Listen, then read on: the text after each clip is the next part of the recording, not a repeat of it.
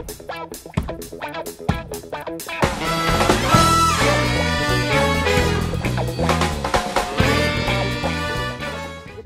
Everyone, welcome back to our channel.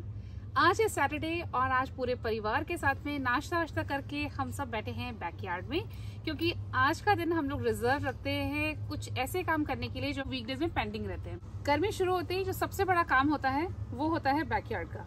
Backyard में grass move करनी होती है, क्योंकि हर 2 वीक के अंदर अंदर ग्रास बढ़नी शुरू हो जाती है, तो ग्रास की कटिंग करनी होती है।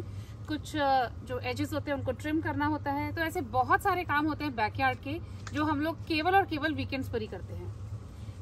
तो पहले चलते हैं, आपको दिखाते हैं किस तरह के टूल्स हम बैकयार्ड में यूज करते हैं या गार्डन के लिए हम यूज करते हैं, चाहे वो बैकयार्ड हो या फ्रंट यार्ड हो। तो अलग अलग तरह के टूल्स मशीन हमें रखनी पड़ती हैं अपने गार्डन को मेंटेन करने के लिए। तो चलिए पहले आपको वो दिखाते हैं। तो ये है हमारा बैकयार्ड। बैकयार्ड से कनेक्टेड है गोल्फ कोर्स।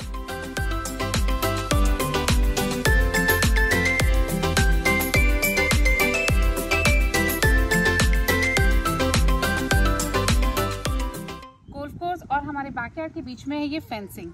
तो फेंसिंग के उस तरफ की ग्रास कटिंग की या जो भी जिम्मेदारी है मेंटेन करने की, वो जिम्मेदारी हमारी नहीं है, सोसाइटी की है। और गार्डन में यानी बैकयार्ड में अप टू द फेंस हमारी जिम्मेदारी होती है इस गार्डन को मेंटेन करने की। तो इसमें बहुत सारे काम इंक्लूडेड होते हैं, जैसे ग्रास को मूव करना यानी घास की कटाई करना, और ये जो एजेस हैं उनको ट्रिम करना। कुछ यहाँ पर आपको देखेंगे मैच्योर ट्रीज हैं, बड़े बड़े ट्रीज हैं। कभी कभी ऐसा होता है कि इनकी ब्रांचेस जैसे बड़ी हो गई हैं या हमें लग रहा है कि थोड़ा सा हमें क्रॉस करने में प्रॉब्लम आ रही है, तो उन ब्रांचेस को भी हम कट कर देते हैं। इसके साथ में घास पर कुछ पत्ते गिर जाते हैं सूख करके, उन पत्तों को भी हम हटाते हैं। तो ये सारे के सारे काम इंक्लूडेड होते हैं बैकयार्ड और फ्रंट यार्ड के लिए।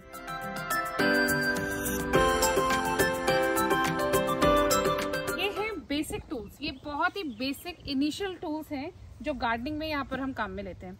तो सबसे पहले मैं दिखाती हूँ ये टूल। ये है स्ट्रिंग ट्रिमर, जो गार्डनिंग में बहुत काम आता है। मतलब साइड में ग्रास मूव करने के बाद जो घास बच जाती है उसको काटने में ये हेल्प करते हैं। इसमें वायर है और इस वायर की वजह से क्या होती है, ग्रास जो पतली पत्तियां होती है ना, वो जल्दी कट जाती हैं तुरंत और वो शेप लेती हुई जाती हैं। बेटा देखो, मैं आपको बताता हूँ इसको। ग्रास मूव होने के बाद में साइड में जो ग्रास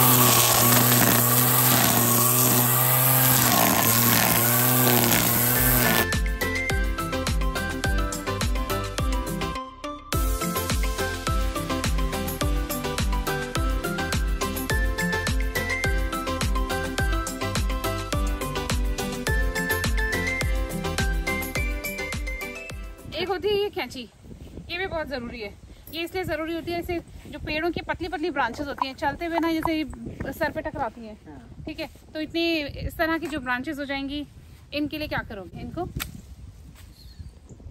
ऐसी ब्रांचेस को कट करने के लिए पतली ब्रांचेस को, हाँ, ये काम आता है। इसको बोलते हैं एजर।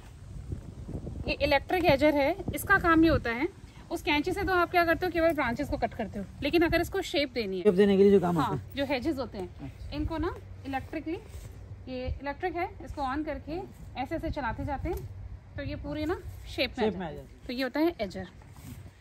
इसके बाद में ये है इलेक्ट्रिक सॉ। यहाँ पर ऐसी ऐसी चीज़ें भी हमें रखनी पड़ती हैं गार्डनिंग के टाइम पर, क्योंकि बहुत ही मैच्योर ट्रीज हैं बैकयार्ड में और फ्रंट यार्ड में भी हैं।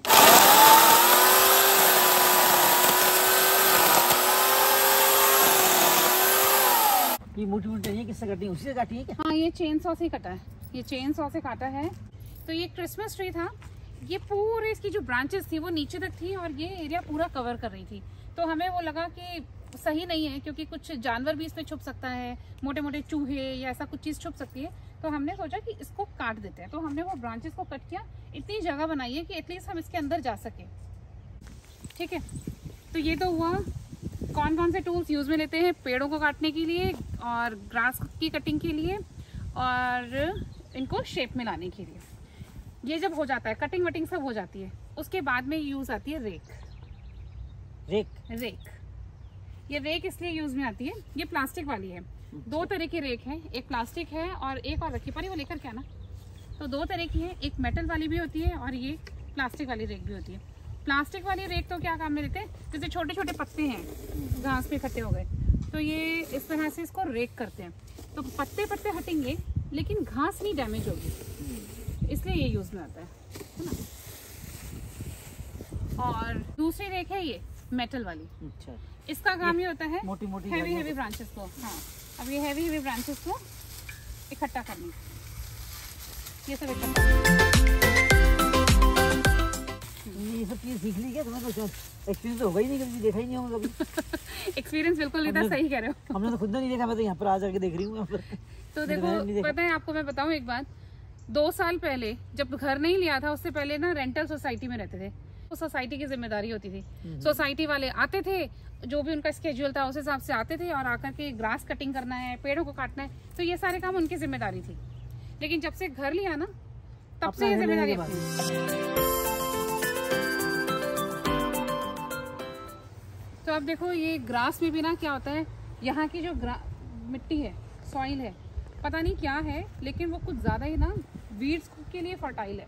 घास के लिए तो पता नहीं कितनी फर्टाइल है, लेकिन वीड्स के लिए बहुत फर्टाइल है, बहुत वीड्स उगते हैं। अब ये क्या है, ये वीड है, ग्रास के बीच में ना ये वीड है। ऐसे बहुत जगह जगह पे ना आपको वीड्स दिखाई देंगे। इन वीड्स को ना इधर सब जगह हो रहे हैं। हाँ, ये जगह जगह वीड्स आपको दिखाई देंगे, इधर भी हैं। तो इन वीड्स को एक एक करके ना निकालना पड़ता है। इनको निकालने की टेक्निक ये है कि इन वीड्स को पहले ऐसे पकड़ो, ठीक है, और ये है वीड रिमूवर। अच्छा, इसको यूज में लिया जाता है। इस तरह के ये 2 ऐसे टूल्स हैं, तो इन्हें यूज किया जाता है। ऐसे अंदर डिग करेंगे और ये टक से आवाज आती है, तो ये रूट के साथ में ना ये बाहर निकल जाता है। तो इसकी एक टेक्निक है, पहले मुझे भी टेक्निक नहीं पता थी और मैं भी ना गलत तरह से निकालती थी। तो गलत तरह से निकालते थे कि घास निकल जाती है, बीड्स नहीं निकलते। तो प्रॉपर तरीके से निकालना जरूरी होता है इसके लिए। हाँ, तो ये देखो, ये तो बैकयार्ड का है। फ्रंट यार्ड पे दिखाती हूँ हमने क्या काम किया था, लेकिन हम एकदम फेल हो गए उस काम में। नया नया काम हमने सीखा था।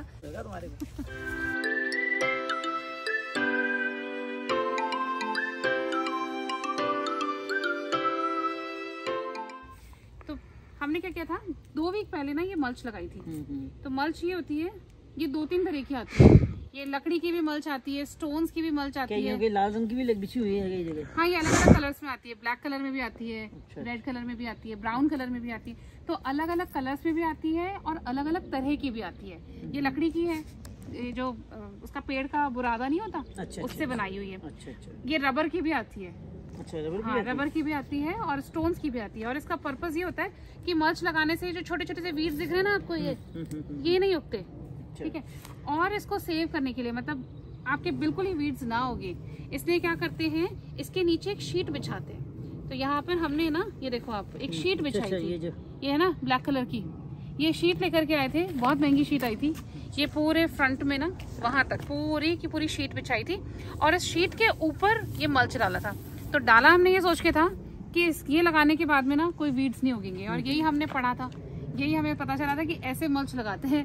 लेकिन लुक्स लाइक हम इतने ज्यादा नए हैं कि हम मल्च लगाने में फेल हो गए। मुझे लगता है हमने कोई ना कोई गलती जरूर की है, क्योंकि 2-3 वीक बाद में इस तरह से इतनी सारी वीड्स उग गई है।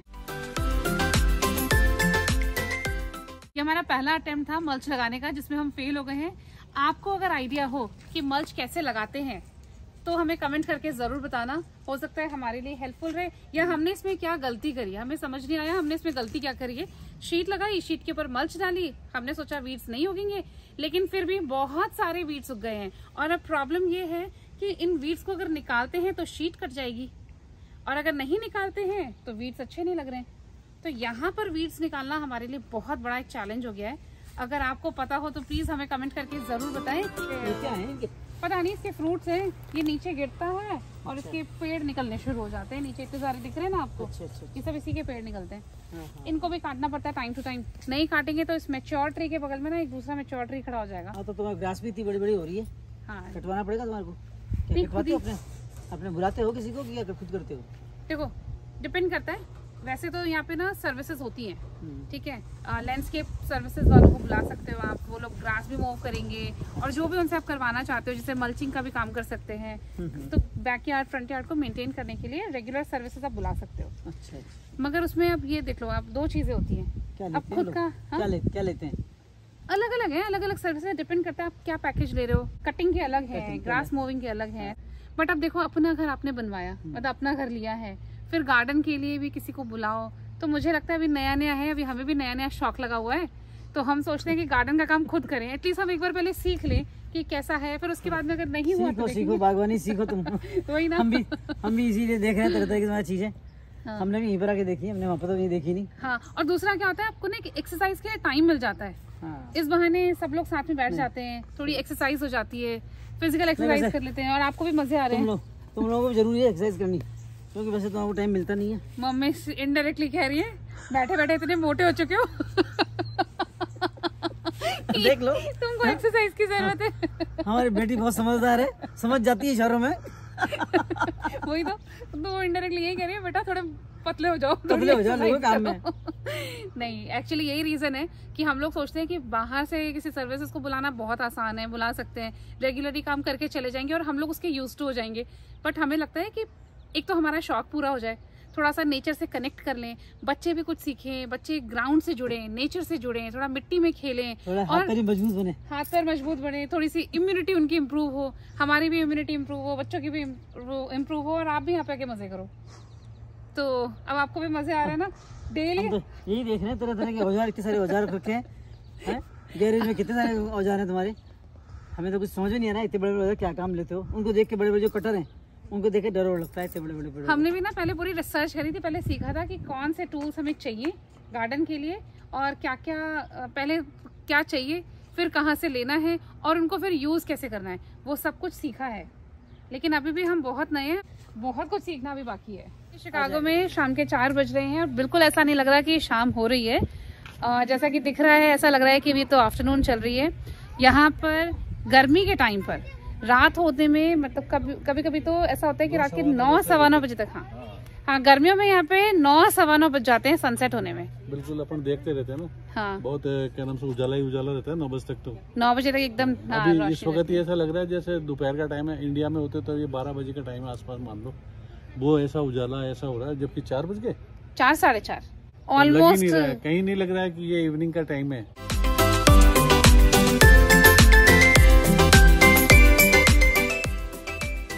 वैसे भी शाम को अभी होम डिपो जाना है। 2 वीक पहले हम लोग ग्रास मूव कर रहे थे एज यूजुअल, जो हमारा स्केड्यूल था, तो उस हिसाब से तुमने उसको, हमने तोड़ा नहीं, उसका तोड़ दिया। जो ग्रास मोवर होता है उसका हैंडल टूट गया, जहाँ से वो स्क्रू लगता है ना। यहाँ पे वेल्डिंग का हमें कुछ नहीं पता कि वेल्डिंग होती है कि नहीं होती। हम होम डिपो गए थे पूछने के लिए कि उसका पार्ट मिल जाएगा क्या, तो लुक्स लाइक कि होम डिपो वाले ने भी मना कर दिया, बोले यहाँ पे पार्ट्स मिलते नहीं है, आपको मैन्युफैक्चरिंग कंपनी को भेजना पड़ेगा, वहां से वो लोग अगर आपको शिप करेंगे तो करेंगे, और नहीं तो आपको नया खरीदना पड़ेगा।